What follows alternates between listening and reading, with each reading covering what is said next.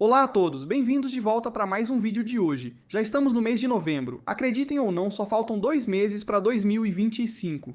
Vamos falar sobre 4 ações que devem estar na sua lista de compras ou de observação. Claro, há muitas outras ações sobre as quais podemos falar, mais especificamente, a única e exclusiva, PayPal. Não vou falar sobre o PayPal neste vídeo, pois sei que muitos já estão cansados de ouvir sobre uma das melhores relações risco-retorno do mercado. Você pode discordar, tudo bem, apenas não compre.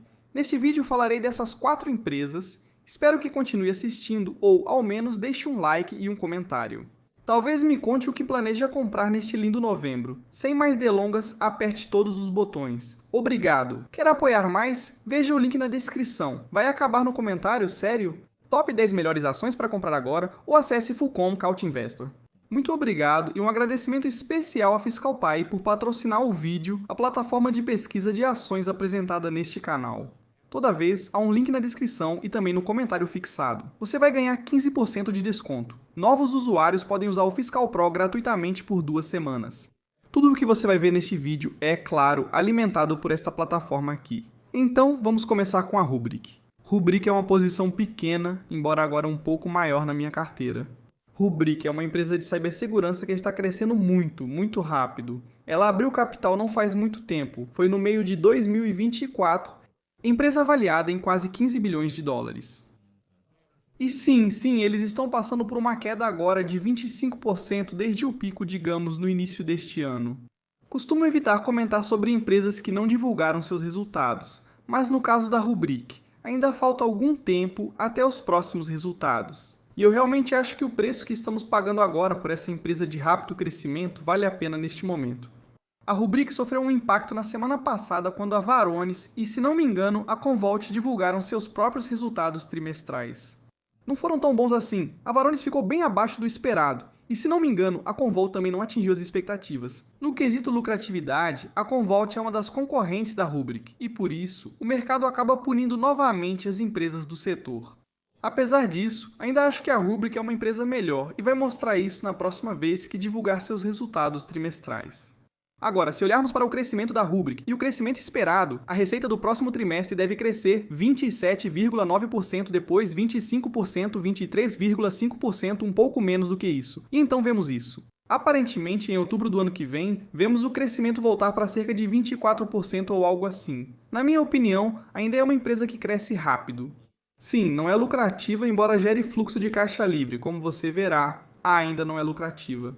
O lucro bruto está subindo, assim como a margem de lucro bruto, mas aqui você pode ver claramente que a margem de lucro bruto não é realmente um problema. A margem de fluxo de caixa livre vem melhorando. No último trimestre, foi de 17,9% nos últimos 12 meses, a margem operacional ainda está bastante negativa, quase 40% negativa.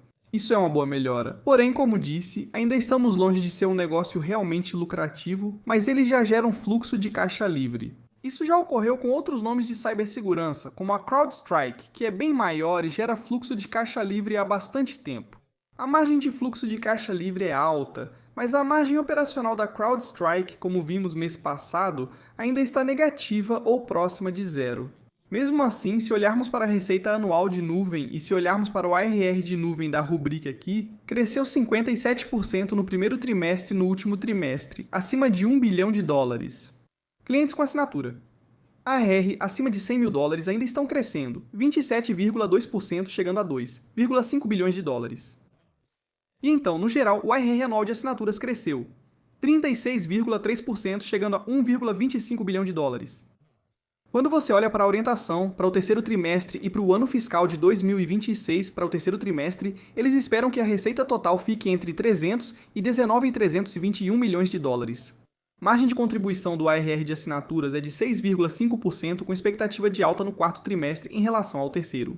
É também por isso que estamos vendo aqui cerca de 7% para o ano inteiro de 2026. O lucro por ação não HP ainda é um prejuízo. Para 2026, prevemos fluxo de caixa livre de cerca de 150 milhões de dólares no ponto médio. Já falei sobre a Rubrik quando comecei a abrir posição. Se quiser saber mais, está no canto superior direito. Ela tem papel estratégico no setor de cibersegurança. Já mencionamos as empresas de prevenção, essas Zscaler, CrowdStrike, Palo Alto, que, aliás, Zscaler, CrowdStrike e Okta são todos parceiros da Rubrik. A Rubrik foca mais na resiliência disso. Então, uma vez que a prevenção falha, e como vimos, elas falham bastante, é aí que a Rubrik entra, certo? Já vimos muitos ataques acontecerem, já vimos muitos dados serem roubados. E então a empresa ou perde os dados, ou tem que pagar milhões de dólares para recuperá-los, todo mundo fica exposto, etc, etc. Bem, a Rubrik está desempenhando esse papel. Eles estão garantindo que, ok, uma vez que, digamos, a etapa de prevenção falhou, nós estamos aqui para ajudar você, certo? Você pode ser hackeado, mas nós estamos garantindo que você não será mantido como refém, basicamente. Se quiser um vídeo específico ou uma visão atualizada sobre a Rubrik, avise nos comentários abaixo. E agora, se olharmos o gráfico semanal, a Rubrik está abaixo da média móvel de 50 dias. Anteriormente, bem, da última vez que começou aqui, lá em abril de 2025, vimos uma boa recuperação nela. Desta vez estamos abaixo dela. Tentamos voltar a ficar acima dela. Mas agora é o começo da semana, vamos ver o que acontece nos próximos dias. A data esperada para o balanço é no início de dezembro, indo para o segundo nome. E novamente, este é um que está bastante controverso agora porque vem sofrendo um grande impacto, por causa do aumento nos mercados de previsão. E esse é o DraftKings, como você pode ver. DraftKings, no acumulado do ano, desde o seu pico, teve uma queda de 42,7%. O DraftKings divulgará seus resultados trimestrais esta semana. A empresa vale cerca de 15 bilhões de dólares. Essa é uma empresa que está muito interessante agora porque vimos a MGM divulgar resultados, acho que 1 ou 2 semanas atrás, e a BetMGM está indo muito bem. Apesar de todos os mercados de previsão, o DraftKings também anunciou algo mais recentemente para enfrentar esse mercado de previsões, bem, esse drama, e é o seguinte: a DraftKings vai adquirir a Railbird para impulsionar o crescimento futuro nos mercados de previsão. Aliás, o Railbird, a central de compensação deles é a Polymarket. Então esse também é um aspecto interessante que foi, bem, deixado de lado, eu diria. Mas aqui sim, ainda estamos, de novo, os mercados de previsão ainda estão em uma zona cinzenta, certo? Em termos de regulamentação, ainda é uma zona cinzenta. Mas esse é um movimento da DraftKings para garantir que eles vão atuar nesse novo, digamos, mercado em expansão. Se for regulamentado, tudo bem, quero dizer. A DraftKings está lá, a Railbird está lá. Eles provavelmente também vão ganhar com os mercados de previsão, muitas dessas coisas. De novo, a gente viu o volume, certo? Na Calce, na Polymarket, vimos isso também na Robinhood. O volume está lá, especialmente para os grandes eventos, há um volume significativo. Mas se você realmente olhar, antes de tudo, o aumento insano do jogo nos Estados Unidos talvez seja algo a ser estudado. Eu vi um novo vídeo do CoffeeZilla falando sobre todo esse aumento do jogo e tudo mais, é muito interessante. Mas na DraftKings, por exemplo, quando você entra lá, você pode fazer apostas muito específicas. Eu não acho que nos mercados de previsão você consiga fazer apostas específicas para um jogo de futebol americano, basquete ou beisebol. Normalmente são resultados binários, tipo, isso vai acontecer, sim ou não. Quando você olha para apostas esportivas ou algo assim, você pode dizer a quantidade de gols que vão ser marcados, a quantidade de, sei lá, outros termos esportivos que você usa para beisebol ou coisa do tipo. Isso tudo ocorre com a DraftKings e também com a BetMGM, entre outras. É muito fácil. Eu não sei se o mercado de previsões pode fazer exatamente a mesma coisa. Mas sim, eu estaria mentindo se dissesse que os mercados de previsões não estão crescendo. Provavelmente eu diria ampliar a participação de mercado enquanto reduz a dos concorrentes. Por isso este anúncio é importante. Agora, enquanto isso, o que temos é isso. O que temos é a DraftKings. Ela ainda está crescendo e a expectativa é que cresça 33,8% neste ano fiscal. E então, atualmente, as expectativas são de que o crescimento desacelere para 18,6% e 15,7% nos próximos 2 anos fiscais. O fluxo de caixa livre deve crescer muito mais rápido do que isso neste ano fiscal e também nos próximos 2. Espera-se que eles gerem 1,74 bilhão de dólares em fluxo de caixa livre até o ano fiscal de 27. Agora, se você olhar como eles geram receita, a maioria vem das casas de apostas esportivas. E depois do iGaming, certo? No último trimestre, eles aumentaram a receita em 36,9%. Agora, esse é um dos, digamos, sinais de alerta, certo? Você vê aqui, o número médio mensal de jogadores únicos atinge o pico no trimestre de dezembro e depois cai bastante. Mas já vimos isso antes, certo? Já vimos o trimestre de dezembro normalmente atingir um pequeno pico, e depois cai, embora desta vez tenha caído de forma bastante drástica. Mas ao mesmo tempo, você também vê a receita média por jogador único mensal subir bastante. Também existe um aspecto sazonal nisso, certo? Pois em certos trimestres há eventos maiores que em outros, e algumas ligas acabam antes do próximo trimestre iniciar. Então, ok, isso sempre vai acontecer, o que nos leva de volta aos mercados de previsão, porque com os mercados de previsão, eu acho que você pode apostar em qualquer evento que esteja acontecendo, certo? Você não precisa focar apenas na temporada de futebol, ou na temporada de beisebol, ou na temporada da MLS, da NBA ou qualquer outra. Não, você pode focar em eleições, em paralisações do governo e coisas assim, e assim o dinheiro continua fluindo para esses mercados. Vamos observar os próximos trimestres. Se os jogadores únicos mensais continuarem caindo, aí sim há um problema significativo. Mas se de repente vemos isso voltar a crescer, além de recebermos alguns comentários positivos em relação aos mercados de previsão para eles, então sim, eu acho que esse é um daqueles nomes que foram bastante atingidos, e talvez até demais. Se você observar a margem bruta de lucro e o fluxo de caixa livre aumentando, percebe a melhora, certo? Tem seguido na direção certa já faz bastante tempo. E eu não acho infelizmente que o jogo vai desaparecer, especialmente as apostas esportivas. Eu acho que está se tornando enorme nos Estados Unidos. Infelizmente, muita gente aposta hoje em dia, talvez porque está tentando ficar rico rápido, porque precisa do dinheiro. Mas sim, nos últimos anos acho que é justo dizer que todos nós percebemos o aumento do jogo nos últimos anos. Agora, olhando o gráfico da DraftKings, vemos um triplo fundo se formando e um pequeno repique na média móvel de 200 dias antes do relatório de lucros de quinta-feira. Quero dizer, isso pode ser uma baita jogada, não é? Se os números forem melhores do que o esperado, se as projeções forem melhores do que o esperado, se os comentários em relação aos mercados de previsão também forem talvez melhores do que o esperado, então sim, eu poderia ver de repente uma vela verde enorme aqui. E, aliás, para quem tem Robinhood, quero dizer, Robinhood é basicamente um cassino, e com mercados de previsão e tudo mais, eles basicamente adicionaram mais um jogador. Negócio maravilhoso, indo para o que provavelmente é uma escolha óbvia para o mês de novembro, e essa é a Meta Platform. A Meta caiu depois do último relatório de lucros que aconteceu na semana passada. No acumulado do ano, agora está com alta de apenas 5,7% e atualmente está passando por uma queda de 17,5%. Claro, se quiser, você pode dar uma olhada aqui na transcrição e revisar toda a teleconferência de resultados, o relatório e, claro, também esses slides. Quero dizer, se você quiser ver algumas coisas impressionantes, é basicamente isso. Esse é um negócio insano. Margem operacional atualmente, 40%. Ok, margem operacional de 40%. Retorno sobre o capital investido, eu acho. Está perto de 30% ou algo assim. O lucro líquido caiu drasticamente, mas novamente foi provisionado imposto de renda não monetário de quase 16 bilhões de dólares. Então, o grande erro no lucro por ação foi por causa disso. Se você excluir isso, o lucro por ação teria superado as expectativas, e com bastante folga. Agora toda a questão gira em torno do Capex. Muitos temem que Mark Zuckerberg repita o que fez em 2022. Toda a história do metaverso. O Capex está aumentando e espera-se que aumente ainda mais em 2026. Mas quero dizer família, pessoas ativas diariamente, 3,54 bilhões. 3,54 bilhões. É insano, isso é insano. Se você acha que esse é um negócio que não vai conseguir monetizar essa enorme base de usuários, você não está prestando atenção, Mark Zuckerberg, na minha opinião, é um dos maiores CEOs que existem, ainda é um dos únicos CEOs fundadores nessas enormes empresas de tecnologia e ainda é muito jovem. E então, se olharmos para o crescimento da receita esperado para este ano e para os próximos anos, novamente, tudo impulsionado pela Fiscal IA para o ano fiscal de 25, crescimento de 19,1% depois, 16,1% e 13,8% de crescimento em 2027, chegando perto de bilhões de dólares em receita. Família, pessoas ativas diariamente. Desde 2019, isso cresceu a uma taxa anual composta de 8,1%.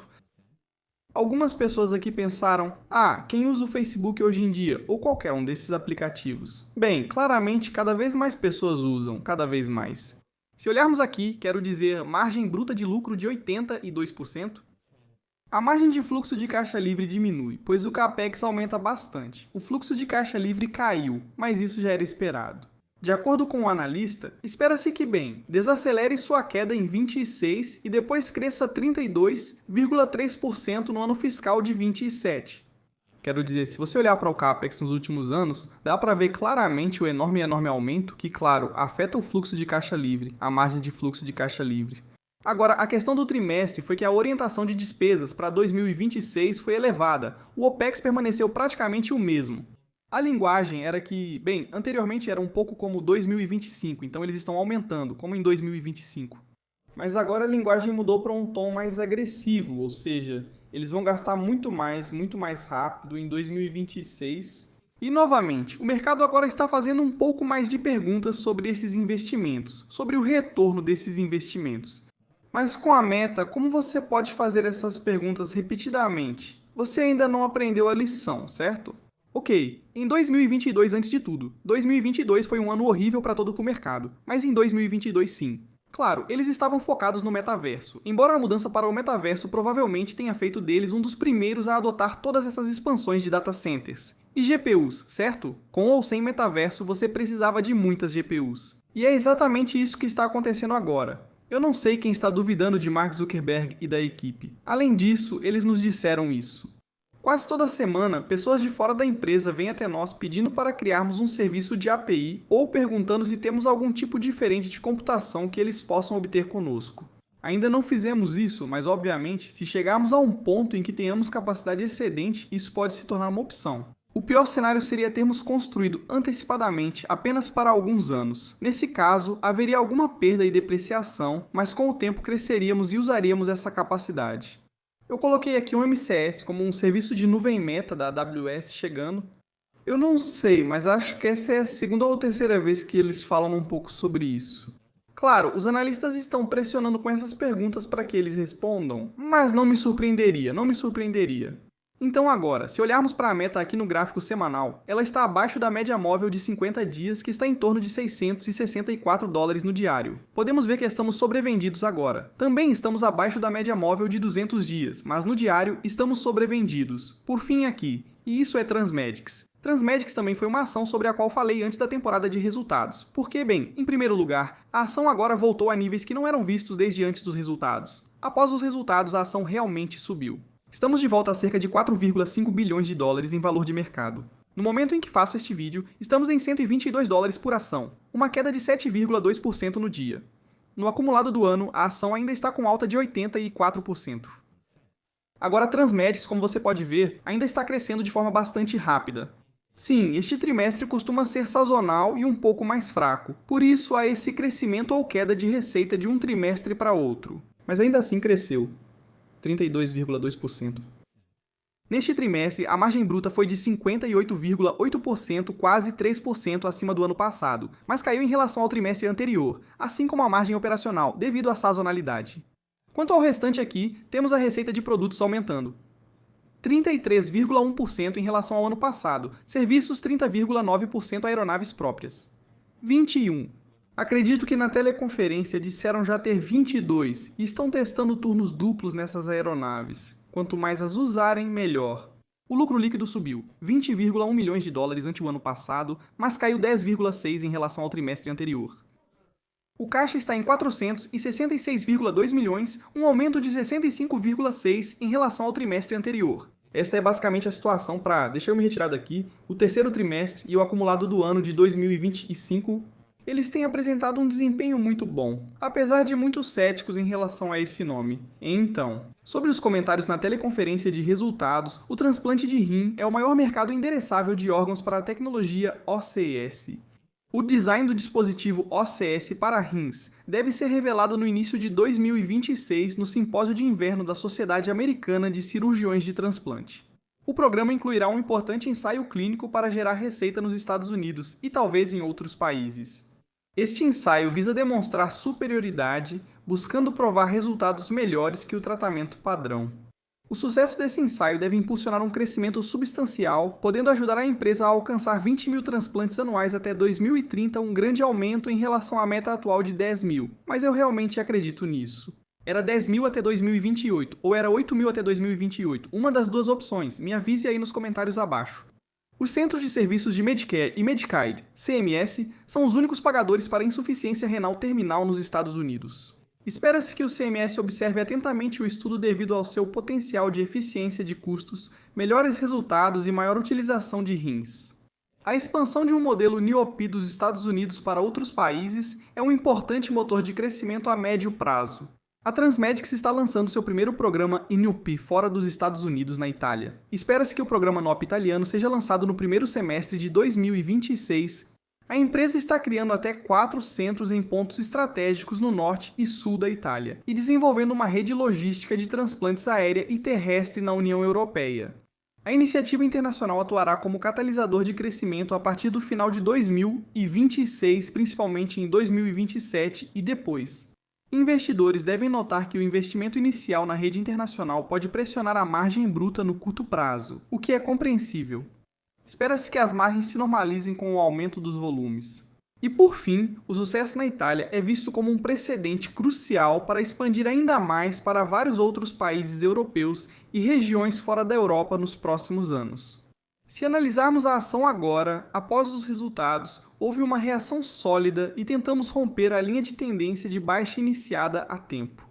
Claramente não conseguimos e agora estamos de volta aqui. Chegamos a tocar a média móvel de 100 dias. Agora estamos aqui nesta região, $122 no gráfico diário. Vamos conferir rapidamente o gráfico semanal para ver a situação. Seguimos bem acima da média móvel de 100 dias, por hoje. É isso deste vídeo. Claro, existem muitos outros nomes por aí que valem a pena serem analisados. Eu acho que isso indica uma mudança, ainda vejo PayPal, Sofá. Na minha opinião, ainda são escolhas óbvias nesses preços. E a lista provavelmente continua e continua. Escolhi esses 4 nomes porque recebi muitas perguntas sobre eles e alguns divulgaram resultados. Como a Meta, acho que Meta, um nome enorme, pode estar na mesma categoria que o Google na faixa dos 1.400, 1.500 mais ou menos. Então, no geral, é isso por hoje nesse vídeo. Se você gosta desse tipo de vídeo, clica em todos os botões, a gente agradece muito, dá uma olhada no fiscal.ai no link da descrição para ganhar 15% de desconto.